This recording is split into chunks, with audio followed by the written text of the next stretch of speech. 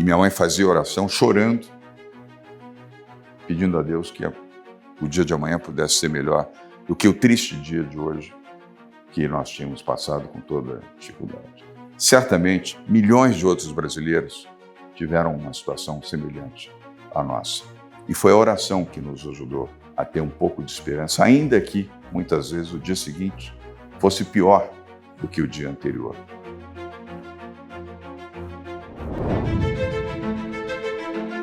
Nos últimos 30 anos, passei pelas maiores agências de publicidade do mundo, lidando com clientes de todos os tamanhos e segmentos, enfrentando o maior de todos os desafios, as transformações radicais que o marketing e os negócios sofrem por conta da tecnologia. Eu sou Luiz Tastaldi, estrategista de marketing, de negócios e de identidade, e criei o Edu para aplicar minha própria filosofia, onde estratégia de vida e de negócios se cruzam. Hoje, eu ajudo pessoas, marcas, negócios, líderes e até países a ocuparem o seu lugar no mundo, seguirem o que acreditam e decidir com estratégia. Porque ser quem você é define quem os outros deixam de ser. E essa sempre será a maior vantagem competitiva que existe. E é o que eu chamo de se manifestar.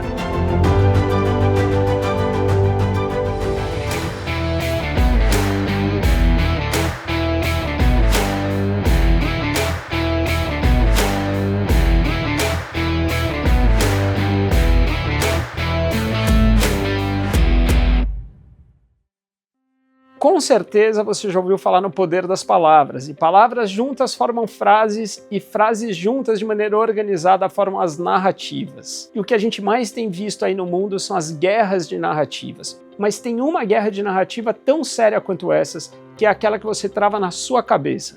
Você contra você. E quando é você contra você, tá ótimo. O problema é quando você deixa de subir nesse ringue para lutar essa guerra e deixa a vida tocar essas decisões para você. Toda a gravação do Manifeste no Teatro B32, eu sempre faço uma abertura contextualizando o tema que a gente vai falar, que não daria para colocar aqui, mas que você pode assistir no meu canal do YouTube ou na comunidade Manifeste. Então dá uma olhada nesse trecho que eu falei lá, de como é possível você controlar essa narrativa da sua cabeça só com jogos de palavra, para provar que palavra realmente tem poder e que você sempre pode vencer essa guerra. Se você tem uma dúvida na sua vida, um desafio, eu consigo montar um negócio? Eu consigo recomeçar minha vida? Eu consigo aprender a tocar guitarra com 52 anos? Eu consigo? Quando você faz essa pergunta, você não está perguntando para você. Você não está debatendo com você aqui, como eu disse, debata com você. Você está jogando para quem? Para a vida responder para você. Quando você faz essa pergunta, quais opções você tem? Sim ou não. Simples assim. Ou você consegue ou você não consegue. Se você controla essa narrativa e pergunta para você isso, basta você colocar uma palavra a mais, que eu disse, palavra tem poder, e porque você vai perguntar para você. Você não quer falhar. Como eu consigo? Quando você fala isso, automaticamente você só tem caminhos positivos. Isso é a estratégia que eu aplico nos negócios. Como é que a gente acha uma solução para isso? Como é que a gente lança tal produto? Como? Primeiro que o poder de decidir está na mão de vocês, está na mão de cada um de vocês. Você pode pegar dados, informações, mas quem toma a decisão no final é você.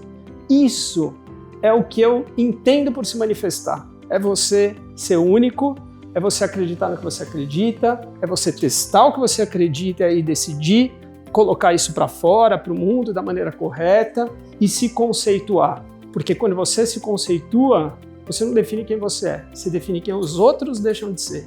E aí você ocupou seu lugar no mundo com relevância. Então, existe uma estratégia para você sempre vencer essa guerra de narrativa e tomar as melhores decisões na sua vida ou no seu negócio. A gente falou um pouco sobre isso com o nosso convidado de hoje.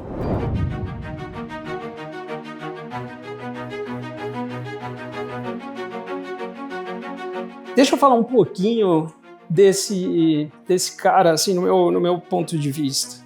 E a gente falou bastante de narrativas aqui, né?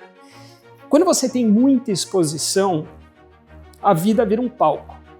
Quando você está muito exposto, seja por você ser um empresário, seja ser uma pessoa política, não importa, quando você aparece, você ser um influencer, a vida vira um palco, tá? E aí, o único roteiro que existe para você é a coragem. porque você vai ter que enfrentar muita coisa no momento em que você expõe a sua vida aí para fora. E tem gente que sobe nesse palco sem nenhum ensaio, sem rede de proteção, sem ter muitas vezes a plateia a favor do que você vai expor. Tem gente que entende que liderar é, antes de tudo, estar disposto a enfrentar o que você não conhece, para que algo aconteça amanhã. E o nosso convidado de hoje é um desses. Tá? Ele é filho de um político que foi exilado quando ele era adolescente, então ele começou a vida vendo de perto o poder pelo lado mais sombrio do poder, não do lado que a gente acha que o poder é.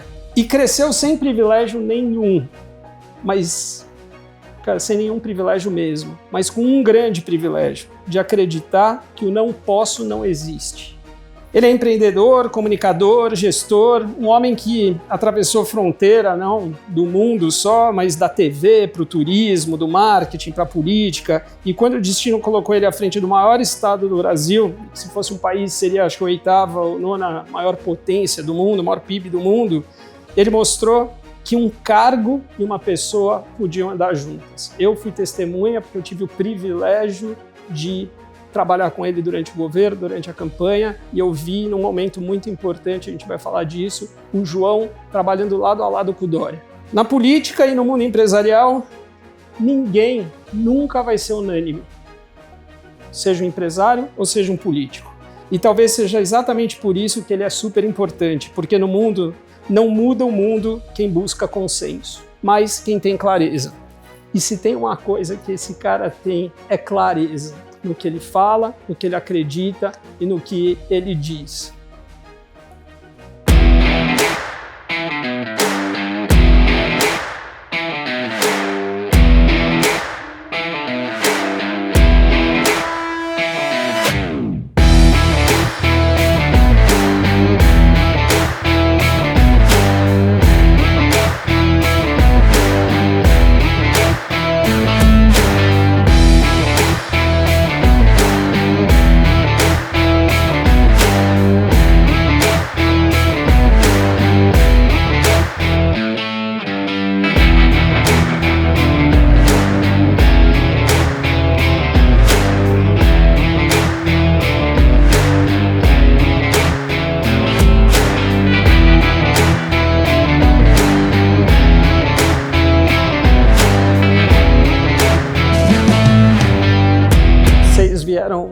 Nos outros, quem veio nos outros, a gente sempre usa esse momento para entrevistar duas pessoas. Não vai ser diferente hoje. A gente vai ter dois convidados. Um é o Dória, mas eu tenho um convidado que eu acho que vai ser mais especial que o Dória. Então, para não frustrar vocês que estão esperando o Dória, mas a gente vai falar com o João também, que pouca gente conhece o João. E eu acho que o João, cara, é muito ou até mais legal do que o Dória. Bom, eu quero muita salva de palmas pro João e pro Dória. João, cara, assim, ó, é um super privilégio dividir assim o palco com você, literalmente o palco. Isso mostra que realmente o eu não consigo não existe, porque assim, eu estou desenhando isso aqui já há algum tempo e acreditando no que eu acredito para chegar no momento desse. Eu acho que quando eu tenho João Dória no palco, quando eu tenho a Carol no palco, quando eu tenho o Dr. Embaçaí no palco, assim, realmente a gente, não é que a gente chegou lá, porque a gente nunca chega lá, não tem um destino ali, mas a gente vê que a gente está no caminho certo e na direção certa. Então, obrigado pela tua generosidade de vir aqui, obrigado por tudo que eu vou te agradecer durante a entrevista, que eu tenho muita coisa para te agradecer. Eu sou zero político, zero, não acredito em guerra de narrativa, eu vou construindo a minha. Mas você fez algo notável, que a gente vai falar que talvez você não vá fazer outra coisa daquele tamanho. E vamos bater um papo aqui, então tem uma aguinha aqui para você. Boa. Mas sabe, João, assim, eu sei da história do João, das dificuldades que ele passou na adolescência, nem todo mundo sabe, eu quero que você conte, mas eu vou te contar uma história pessoal, assim, um momento pessoal na minha vida. Quando eu tinha uns 6, 7 anos, eu tive uma infância muito difícil, porque os meus pais se separaram também quando eu tinha 4 anos, minha mãe tinha problema de alcoolismo, meu pai é artista, então, vida, toca o menino aí. Por sorte, eu tive avós muito fortes. Mas teve um momento, assim, da minha vida, que eu lembro que eu tinha 6 anos, ou 7, e que eu entrei, eu não lembro o que tinha acontecido, mas eu lembro que eu entrei no banheiro, olhei no espelho, chorando, e falei assim, o que eu vou ser quando crescer para me salvar, para me sustentar? Essa distância de quando eu ia ser quando eu crescer, eu vi que ela tinha acontecido naquele momento. Ali eu virei adulto. Ali eu, com 6, 7 anos, eu falei, calma, não é que eu não tive infância, brinquei e tudo, mas eu tive um momento. Quando foi, e aí eu quero que você contextualize a tua história ali na tua adolescência, na infância, que você teve algum momento que você falou, cara, sou eu vou ter que fazer alguma coisa. Teve um momento, teve um estalo que bateu na sua vida? Tassalto, primeiro, obrigado pelo convite. Boa noite a todos que aqui estão. A mais essa hora, vocês podiam estar em casa jantando, assistindo a novela, assistindo o Jornal Nacional, assistindo o streaming que vocês gostam, vocês estão aqui. Teve esse momento, interessante essa pergunta que você me fez, Tassalto. Nós nos conhecemos há muito tempo, muito antes de eu pensar em vir para a política, da onde não estou neste momento, mas teve sim esse ponto de inflexão num momento muito triste da minha vida. Meu pai fora, exilado pelo golpe de 64, houve o golpe, existiu o golpe. Tem gente que hoje, os jovens, acreditam na narrativa de que não houve o golpe sim. O Brasil recebeu uma ditadura militar durante 20 anos. Meu pai foi uma das milhares de vítimas e foi para o exílio em 64. Aliás, meu pai foi caçado na primeira lista, foi o 13º nome da primeira lista do golpe militar. Ele, Juscelino, João Goulart e outros parlamentares. Na sequência, intelectuais, jornalistas, artistas, pessoas que discordavam, pelo simples fato de discordar de um movimento ditatorial, foram exilados. E muitos foram torturados, e alguns foram mortos, inclusive pela ditadura. Minha mãe ficou sozinha, comigo e com meu irmão. 2 anos depois fomos para o exílio, fiquei 2 anos no exílio com meu pai, minha mãe e meu irmão Raul, que você conhece. Mas aí teve uma questão, acabou o dinheiro.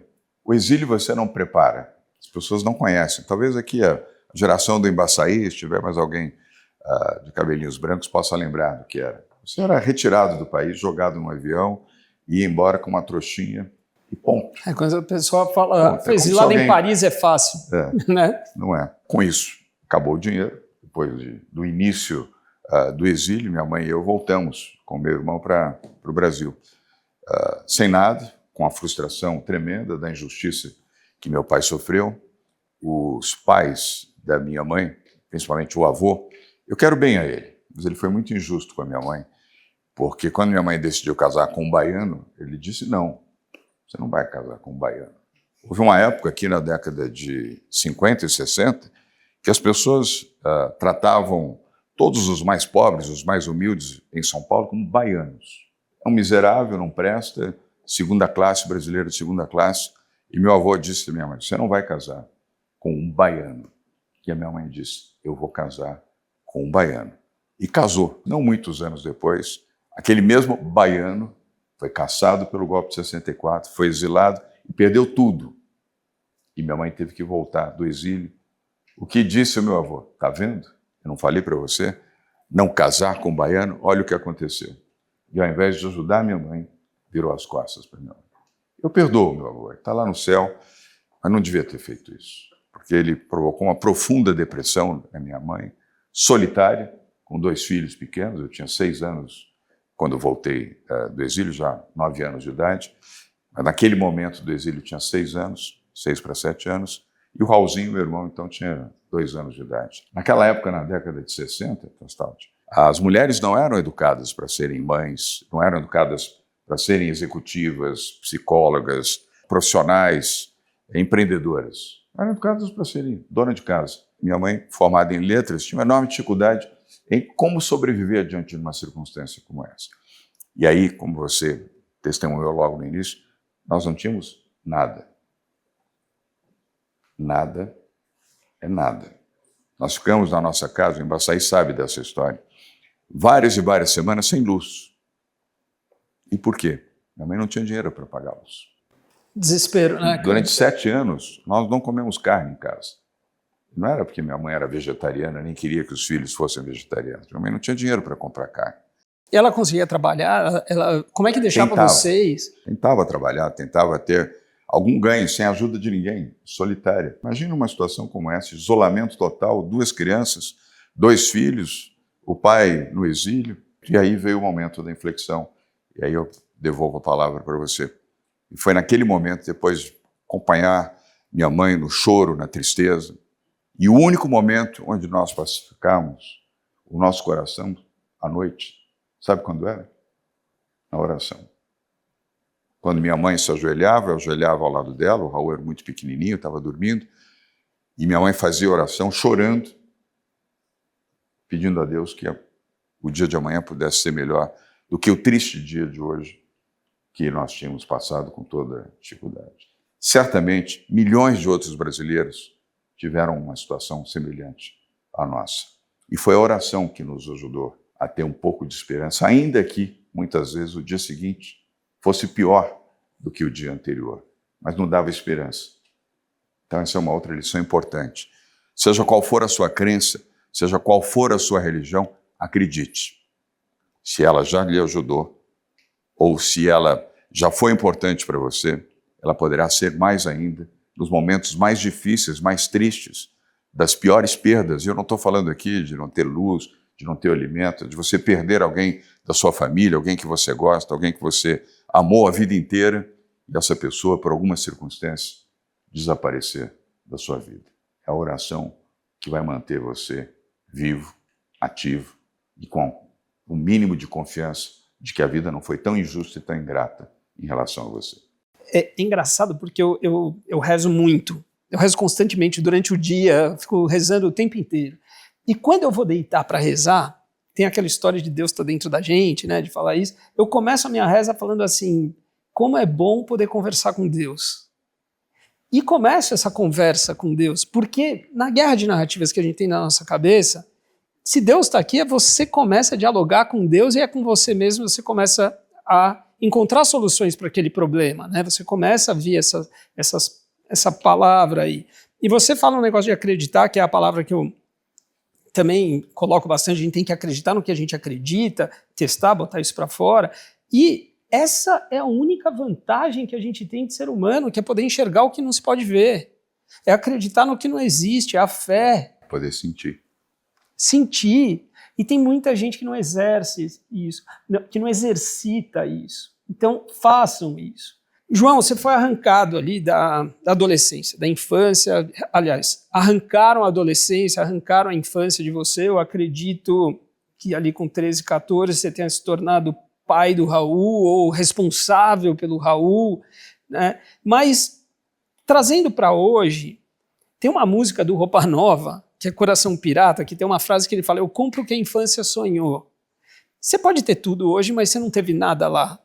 Tem alguma coisa que você sente falta de não ter vivido na infância, que você bota a cabeça e fala assim, pô, como eu queria ter feito isso, ou na adolescência, ou que você hoje compra com poder isso para tentar substituir essa falta? O convívio com os meus pais. A ausência, meu pai ficou 10 anos longe do Brasil. Se voltasse, seria preso, como muitos foram presos. E repito, muitos foram torturados e muitos foram mortos também. Essa ausência do meu pai foi uma machucadora muito grande para mim, para o meu irmão e também para minha mãe. A ausência de um pai que era o seu mentor, o seu inspirador, que você sabia que ele tinha sido vítima de uma profunda injustiça, aquilo realmente nos sensibilizou e nos machucou bastante. Agora, todo momento de tristeza é uma lição. Lembrem disso. Todo momento de dificuldade, Tastaldi, ela não deve ser vista como um motivo de fracasso ou um motivo de depressão, mas sim como uma lição. O momento mais difícil e mais duro Ele é triste, porque ele dói. Mas como você ultrapassa? É lembrando que aquilo vai ajudar você a ser uma pessoa melhor, mais preparada para o enfrentamento da dificuldade, da tristeza, da falta e da ausência.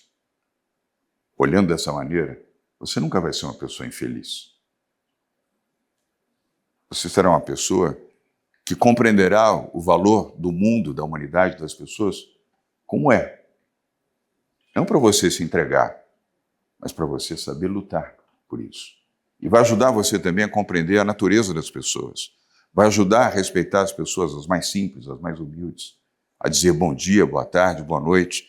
A cumprimentar a equipe técnica, a cumprimentar o rapaz do elevador, a moça da limpeza, a senhora do café. Olhar nos olhos das pessoas. Não deixar que a arrogância, nem o dinheiro, nem o poder coloque você acima das outras pessoas. É a dificuldade que lá atrás vai ajudar você a nunca esquecer disso. Eu acho que eu falei no manifesto que quando batem na sua porta não perguntam o que você faz ou o que você fez, perguntam quem você é. Exatamente. E essa história do respeito, eu vou te falar, gente, eu observo bastante, eu tento aprender muito com quem eu tô e com quem eu sei que está na minha à frente, né, para que você vá na direção certa. Eu aprendi demais com você, João. Demais, e nos detalhes, assim. E graças a Deus eu tenho Sara, que é baiana. Eu tenho passaporte na Bahia. Eu entro e saio sem imigração, sem fazer imigração. É um diferencial, hein? É um diferencial. Ser baiano é um diferencial grande, não é pequeno, não.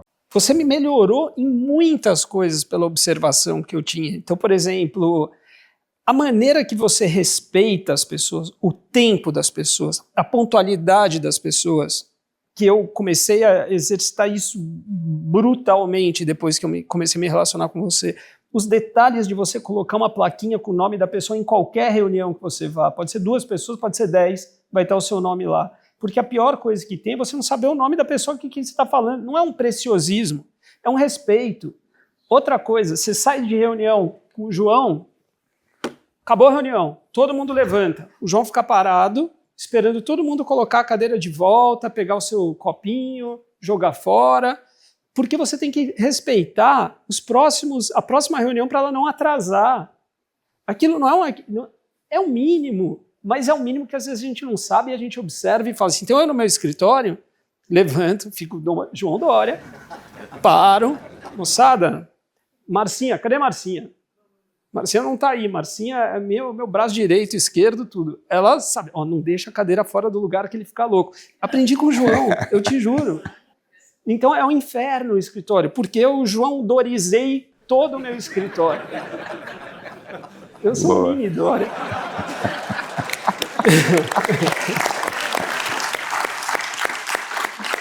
Boa. Ontem, eu conversando com a Sara, porque eu estou sem tempo, eu preciso botar tudo isso para funcionar e inspirar essas pessoas. Aí eu virei e falei assim, Sara, sabe o que eu queria no fim do ano? Poder ler uma ficção.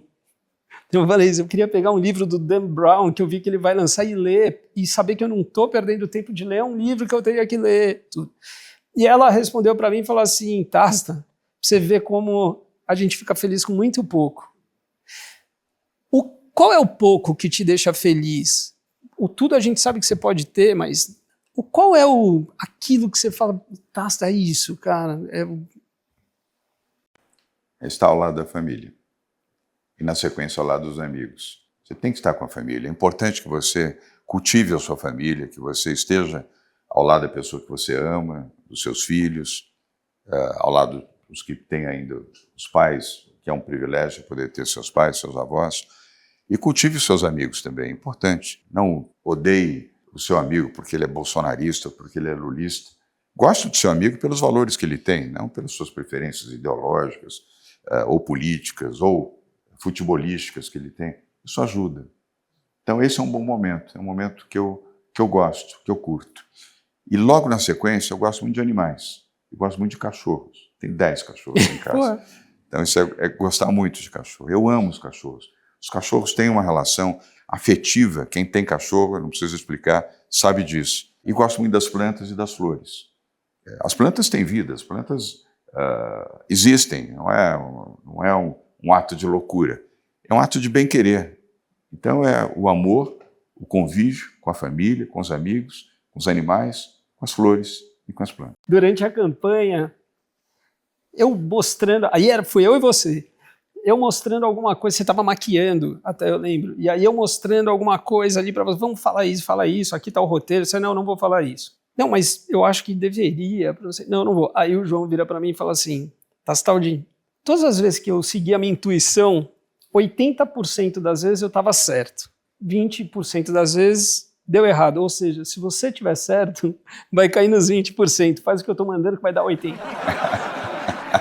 E na verdade essa conta a gente está falando de 100%, porque mesmo os outros 20%, se fosse me seguir a intuição dele, falando, tá, vou seguir a dele aí, mas deu errado. Aliás, sabe que esse é um ponto importante, mas eu vou enfatizar outra vez. Se você tiver algum momento de dúvida e tiver um instinto, siga o instinto. Não tenha a dúvida, siga o instinto.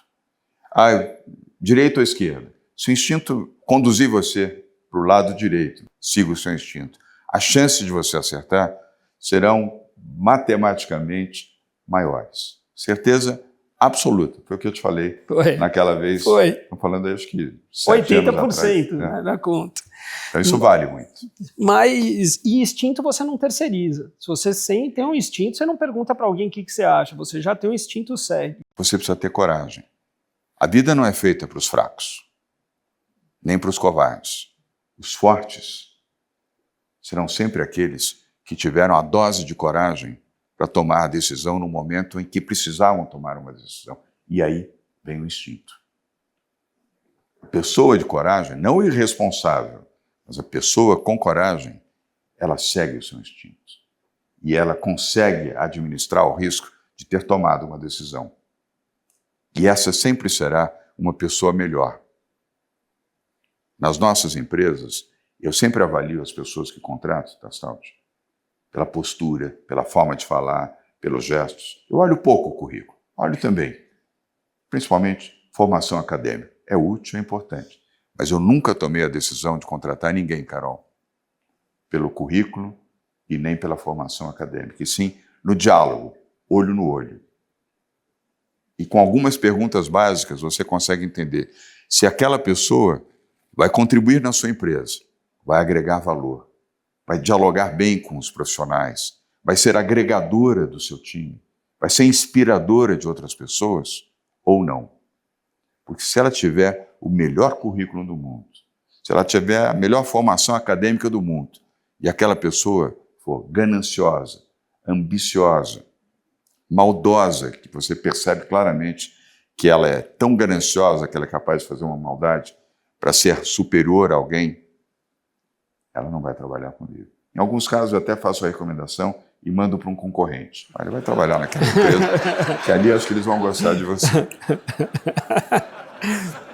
Bom, João, você não liga para currículo, eu vou te contar um aqui, ó. Engenheiro, foi presidente da Coelba, foi secretário de Saneamento e Recurso Hídrico da Bahia, foi deputado estadual da Bahia, foi presidente da Assembleia Legislativa da Bahia, foi governador da Bahia, presidente da Eletrobras, foi prefeito de Salvador, foi deputado federal, foi reeleito deputado federal, foi ministro-chefe da secretaria do presidente Temer, enfim. Quanto tempo a gente tem? Porque eu tenho mais tempo aqui para ler. Esse cara é espetacular. Também acho. É um ser humano, eu conheço por tabela, trabalhei pouco tempo com ele no seu governo, quando a gente foi fazer um projeto para o Vale do Ribeira, e a gente teve algumas reuniões e eu voltei encantado com ele e comentei com Sara. E Sara descascou elogio, super criteriosa, falou, esse cara foi um exemplo, foi o melhor prefeito que a gente teve, e até hoje, enfim. E ele tem uma pergunta para você aqui, ó. Vamos lá. Oi, Luiz. Oi, João. Prazer enorme estar aqui com vocês. João, você transitou com êxito entre o mundo da política e o da televisão e hoje brilha no campo do empresariado, que são espaços altamente competitivos e muitas vezes até impiedosos. Venceu as prévias do PSDB e conquistou a vaga para disputar a Prefeitura de São Paulo. venceu as eleições para prefeito de São Paulo, uma vitória histórica no primeiro turno. Venceu as eleições para governador e fez um governo extraordinário. Enfrentou as adversidades da pandemia, liderou o processo de vacinação que salvou a vida de milhões de brasileiros. Despoluiu o Rio Pinheiros, um sonho há décadas em São Paulo e que você realizou. Também deu prioridade à área social e fez com que abrisse oportunidade para muita gente vulnerável, promoveu a vida de muita gente humilde. São duas perguntas, João. A primeira é a seguinte: qual o principal ensinamento que você recebeu da vida pública? Aliás, que sente falta de um perfil como o seu. E a segunda pergunta é se a sua sensibilidade para a área social tem a origem das dificuldades que você enfrentou quando criança e durante a sua juventude. Vamos dar uma salva de palmas para o Imba. Ei, Imba, primeiro, muito obrigado por você ter doado o seu tempo para ser secretário do governo de São Paulo durante 4 anos e os ensinamentos que você me deu, seus conselhos, suas análises, que, aliás, até hoje você os faz com a sabedoria da sua vida, da sua existência e da sua origem também na nossa boa terra. A segunda, eu vou começar pela segunda pergunta, porque parte dela eu respondi aqui. Sim, toda a dificuldade que passei me ajudou a entender melhor a natureza humana das pessoas e a compreender a importância de você respeitar os mais humildes, os mais pobres, entender a dimensão e a crueldade da pobreza, como é duro ser pobre, como é difícil ser pobre, como é difícil enfrentar a falta daquilo que você deveria ter, minimamente, para poder viver. Do governo, Imba, eu comecei minha vida como um liberal, porque toda a minha formação foi na atividade privada, mas foi o fato de que eu comecei a minha gestão pública como liberal. E ao longo do tempo, a prática me ensinou em Baçaí, isso eu já falei muitas vezes para você, a ser um liberal social. Só liberalismo não transforma uma nação, não transforma um país, não transforma um povo. É muito bom você ser um liberal, mas melhor se você for um liberal social. E eu só aprendi isso na prática, convivendo com a vulnerabilidade, convivendo com a necessidade, convivendo com a população, primeiro como prefeito de São Paulo e depois como governador. E corrigi a minha conduta, inclusive. Aliás, esse é outro ensinamento da vida. Não tenha medo de mudar. Não tenha medo de recuar para avançar. Não tenha medo de reconhecer o seu erro e pedir desculpas por ele e procurar acertar no seu movimento seguinte. Isso não fará de você uma pessoa pior, ou mais fraca, ou mais vulnerável. Ao contrário, fará de você uma pessoa mais forte, mais confiável e mais respeitável. E eu mudei ao longo desse período. Compreendendo a importância da saúde, da educação, do amparo aos mais pobres e vulneráveis, as pessoas com deficiência, as pessoas que eram vítimas na diversidade de homofobia ou de medidas agressivas, e as pessoas também vítimas das drogas. Não há solução privada para isso. A solução é pública. A saúde no país, ela é uma obrigação, é um dever da área pública, municipal, estadual e federal. E o outro é a educação. E aí na educação, eu afirmo a vocês, o Brasil só será uma grande nação, na sua plenitude, no dia que puder educar plenamente o seu povo. Educação de tempo integral, oferecendo alimentação, oferecendo ensino de qualidade, remunerando bem os professores e oferecendo condições para o ensino, técnica, capacidade e formação. São Paulo tinha 267 escolas de tempo integral, Tastaldi. O Rocieli Soares, como secretário de Educação, com a sua capacidade, o seu conhecimento e a sua habilidade de gestão, conseguiu, evidentemente com o nosso apoio, mas com a sua liderança, nós saímos de 267 escolas de tempo integral para 1.300 escolas de tempo integral. É a verdade que pode promover a transformação. Não é a mentira populista com ideologias ou de extrema-direita ou de extrema-esquerda.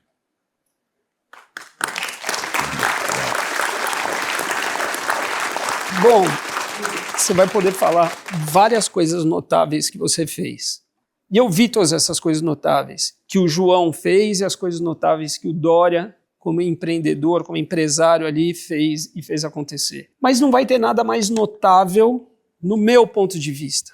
Existem guerras de narrativa sobre isso, não é disso que eu estou falando do meu ponto de vista. Frente ao que você fez durante o Covid. E com um impacto mundial, não só do que você fez. Porque ali eu vi o Dória e o João trabalharem juntos para salvar o país. A gente estava isolado, a gente não sabia onde dar, eu atendia você e eu fiz algumas reuniões com você, com o Dimas, com tudo para ver como ia dar e na esperança que a gente conseguisse ter uma vacina para quem acreditava nela, óbvio. Eu era um dos que acreditava. Você não fez uma vacina, você fez a melhor vacina, cientificamente provada. Você não vacinou 44 milhões de pessoas, você fez o Brasil, você fez 124 milhões de doses. Você disponibilizou antes de todo mundo e dane-se todo mundo. Você seguiu o que você acreditava ali o que o João acreditava e o Dória viabilizou aquilo. Eu, num determinado momento, quando você terminou de fazer todo esse processo de conseguir a vacina, eu falei para a Sara, aliás, Sara falou para mim, ela falou, você precisa de um grande finale para isso. O João, ele precisa encerrar esse capítulo de maneira grande, porque a gente venceu uma batalha contra sabe Deus o quê. E a gente ficou batendo cabeça, e eu lembro que eu estava pensando, Sara tinha um mezanino na casa que a gente estava, e Sara saiu do chuveiro, pelada, ali gritando. Eu encontrei, eu falei, o que é, Sara? E aí ela começou a cantar uma música. Essa música tinha um valor simbólico, não só pelo fim, para a gente contar isso, né, mas porque ela também foi o hino do fim da ditadura. E a gente tinha um conflito por ali, tinha um simbolismo da sua vida, da sua história. Eu acho que foi uma música muito mágica.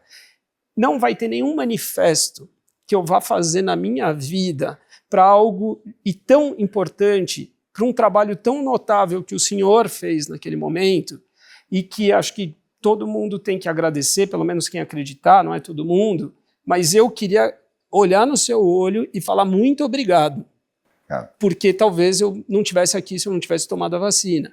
E eu vi o João e o Dória lutar por isso. E esse é o manifesto que a gente fez depois que o João conseguiu vacinar todos os paulistas desse estado.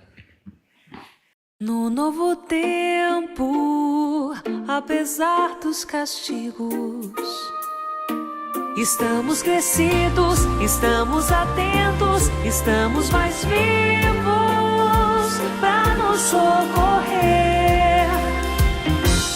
No novo tempo, apesar dos perigos, da força mais bruta, da noite que assusta, estamos na luta pra sobreviver.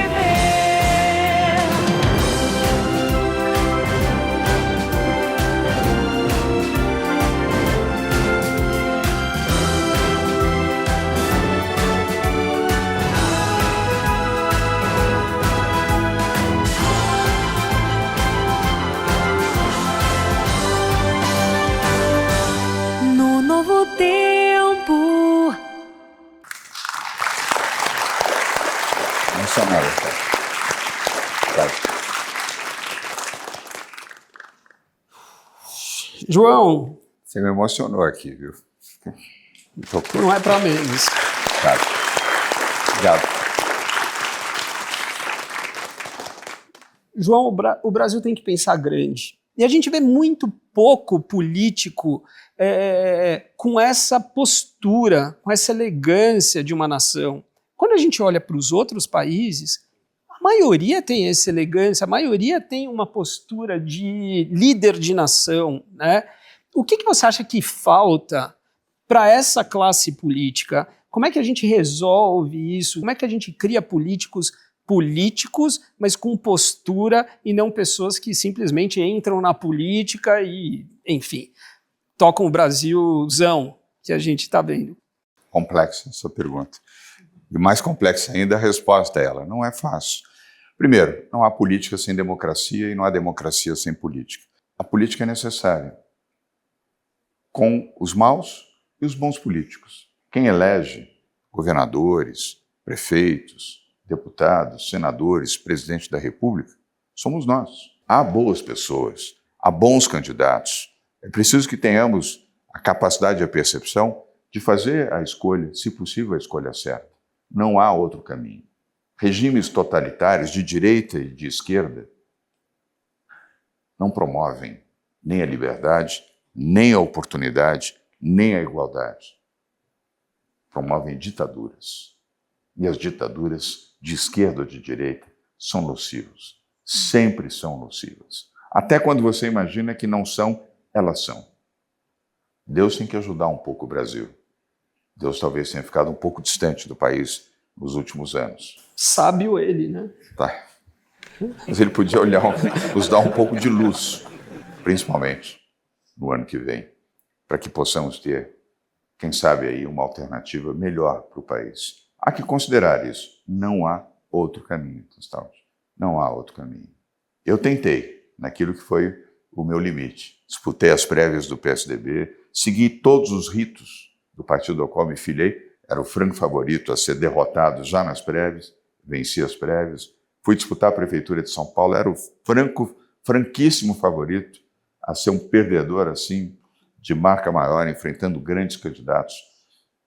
2 ex-prefeitas de São Paulo, o prefeito Fernando Haddad, que era prefeito da capital. Lula não estava condenado, fazia campanha, tinha 72% de aprovação, Dilma presidente e mais 13 outros candidatos. Enfim, uma eleição dura, difícil.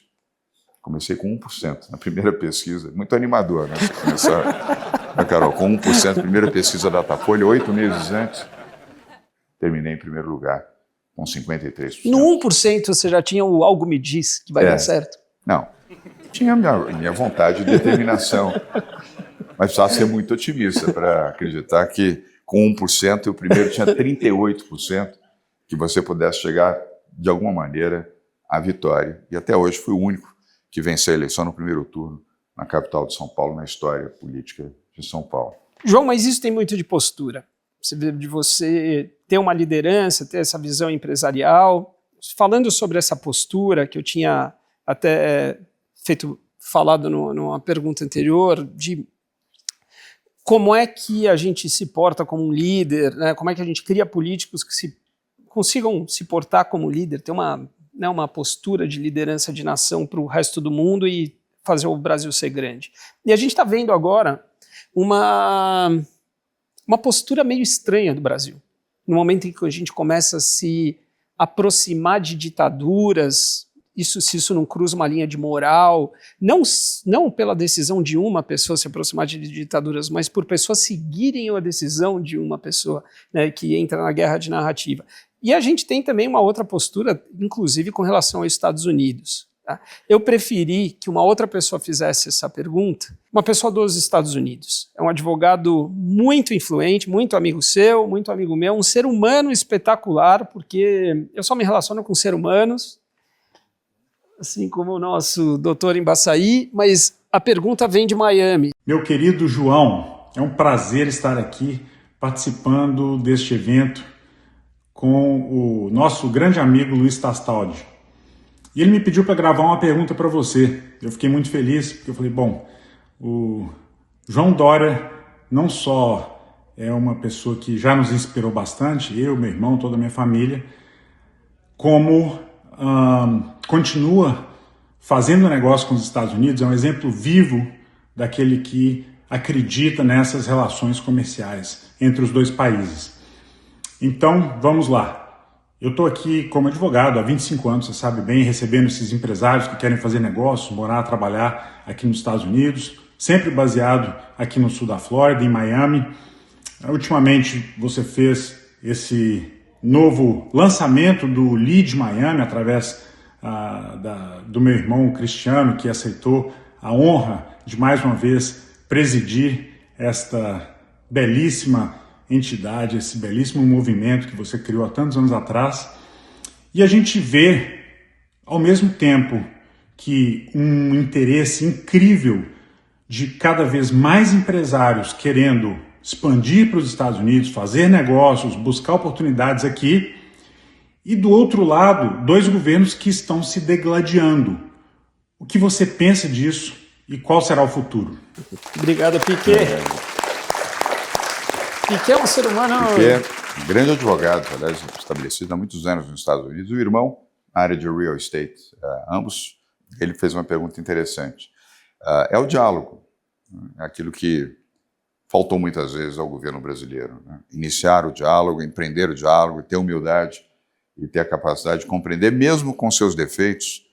Trump não é um homem fácil, eu conheço ele pessoalmente, tive várias vezes com ele, inclusive. Tem gente que não lembra, mas eu fiz aqui o Aprendiz, eu sucedi o Roberto Justus, e o diálogo também do privado com o privado. Eu tenho dito isso constantemente. Aliás, fizemos recentemente um evento em Washington, nos Estados Unidos, para isso, para ampliar o diálogo do privado do Brasil com o privado dos Estados Unidos. É a única forma de você garantir o convencimento do governo americano de que as taxas foram, de fato, um equívoco, fundamentado numa decisão política, não tinha nenhuma visão, nenhum amparo técnico para que elas pudessem regredir e serem superadas. E eu fico feliz de ter havido hoje o diálogo, a conversa telefônica do presidente Trump com o presidente Lula.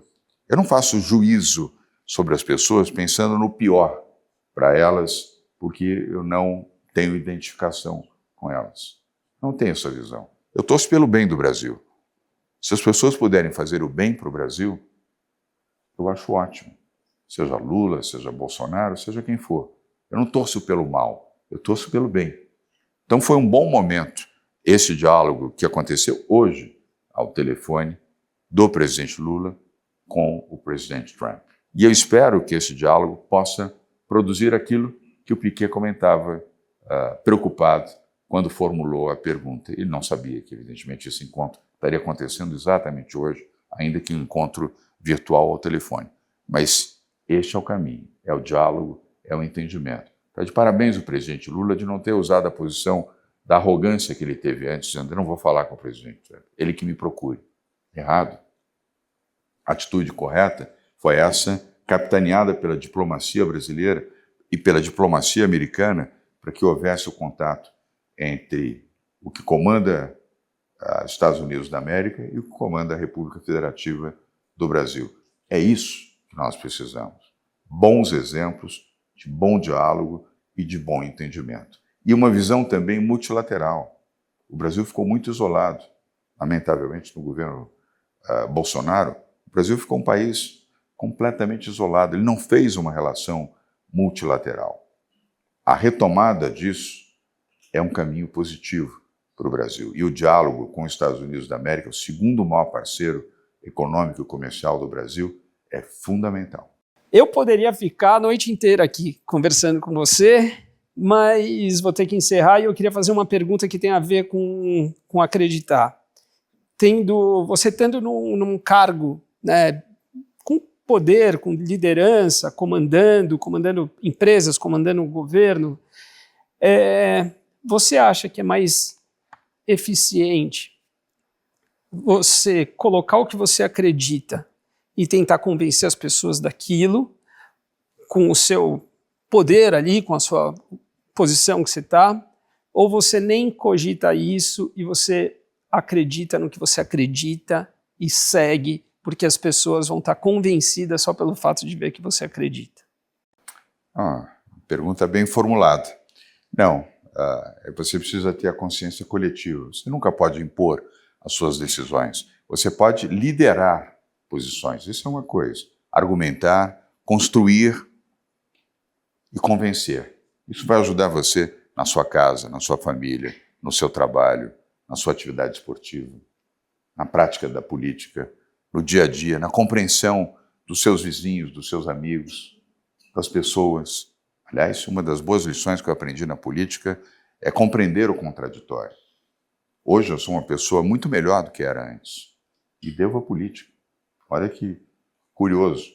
A política não me fez uma pessoa pior, ela me ajudou a ser uma pessoa melhor. Então, cada oportunidade, como eu estou tendo hoje aqui com você, conversando com a plateia que aqui está até essa hora, os que estão nos assistindo em casa, é sempre oportunidade para que as pessoas possam compreender melhor a natureza da vida e a forma de ser.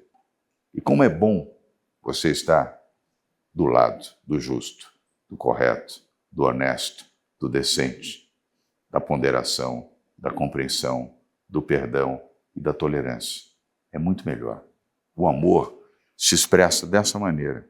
Você nunca será mal julgado por ser uma pessoa tolerante, uma pessoa que sabe ouvir, mesmo aqueles que têm posições completamente diferentes das suas, que não são iguais a você, mas que você teve a capacidade de ouvir, de compreender, de entender e não de confrontar. É o que eu desejo para o país, para o Brasil. O país que eu amo, eu não quis sair do Brasil, poderia estar vivendo fora do Brasil, nunca quis e nunca vou sair do Brasil. Eu amo muito meu país e posso ajudar de onde estou. Na sociedade civil organizada, como vocês fazem parte, como você faz parte, sempre gostou de exercitar o seu direito de cidadania, mesmo não tendo a opção pela política. No fundo, você gosta. Você tem dentro de você, viu, Sara, um pouco ente político, mas você nunca quis, aliás, fez bem de não ingressar na política. Mas isso não fez você uma pessoa ausente na defesa dos princípios que você acredita que são bons para o seu país e para o seu povo. É o que eu espero que vocês que estão aqui hoje, nessa noite prolongada, e os que estão nos assistindo, tenham também. Acreditem no Brasil, mesmo diante de todas as dificuldades, todos os problemas e todas as decepções que circunstancialmente vocês possam ter. Acredite. Porque se nós não acreditarmos, aí sim nós vamos entregar o Brasil para os piores, por aqueles que tiveram a resiliência do mal. Eu prefiro acreditar na sobrevivência do bem. Obrigado. Deixa eu perguntar uma coisa, o Raul tá aí? Meu irmão? O teu irmão tá aqui, não? Não, acho que não. Não, né? Quando eu fui fazer o convite, eu liguei para o Raul. Falei, Raul, queria muito o João se manifestando lá no Manifeste. O Raul estava viajando, estava no exterior e atendeu do táxi, assim, mas atendeu na hora. Ele falou, tá fechado. Ele vai. Eu falei assim, tá, mas Raul, acho que essa decisão talvez seja dele, né? Aí ele falou assim, ele vai curtir e você vai curtir, porque o João tá uma delícia de conversar, tá uma delícia de bater papo e vai te fazer muito bem. Falou isso para mim. E ele tinha razão. E acertou. Ele tinha razão. Obrigado, João, pela tua generosidade. Obrigado. Pessoal, muito obrigado até essa hora. Gratidão de vocês terem ficado aqui até esse momento. Obrigado, uma boa noite para vocês. Obrigado. Pessoal, eu tenho uma frase para vocês irem embora, que é o seguinte: se manifestar é ocupar o lugar no mundo que é só de vocês. E a gente está seguindo guerras de narrativas e olhando sempre para o celular, para os algoritmos, não vê a vida passar, não pega as referências, como eu falei durante aqui o nosso papo. Se você olhar para o mundo, vai ficar muito mais fácil você encontrar o lugar nele. Se vocês não olharem para o mundo, não olharem para fora, vai ficar muito complicado. Porque vocês vão estar encontrando um lugar que provavelmente não é de vocês e que empurraram vocês para lá. Tá bom? Obrigado por terem vindo. Eu amo vocês. Não faz sentido nenhum eu falar se não tiver ninguém para ouvir.